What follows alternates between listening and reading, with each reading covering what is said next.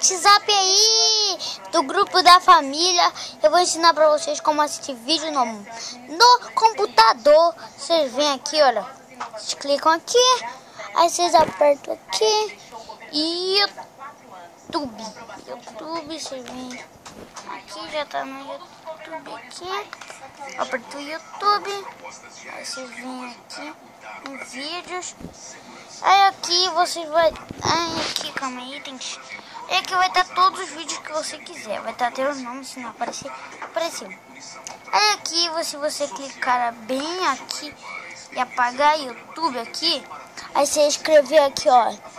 Você escrever o vídeo que você quiser, você coloca aqui, vou escrever um vídeo do Minecraft. Minecraft.com.br.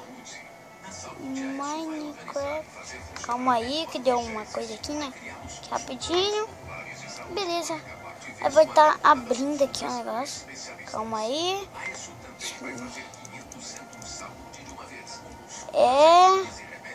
Aí, Minecraft. Aí você procura aqui o vídeo que você quiser. Vai estar bem aqui. Aí você vem aqui, ó. Você procura todos os vídeos.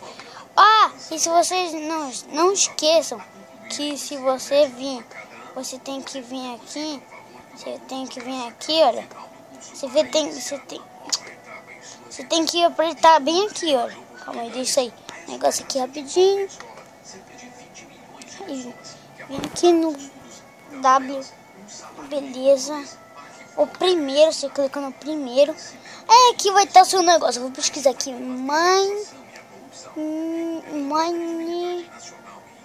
Minecraft aqui. Minecraft. Aí vai estar aqui todos os vídeos que vocês vão quiser. Todos os vídeos. Mas isso daí é com vocês. Se vocês quiserem escolher todos os vídeos que vocês quiserem. Aí vocês procuram aqui vídeo. Aqui, olha, vídeos. Aí aqui, olha, vai estar todos os vídeos. Imagens. Aqui, imagens.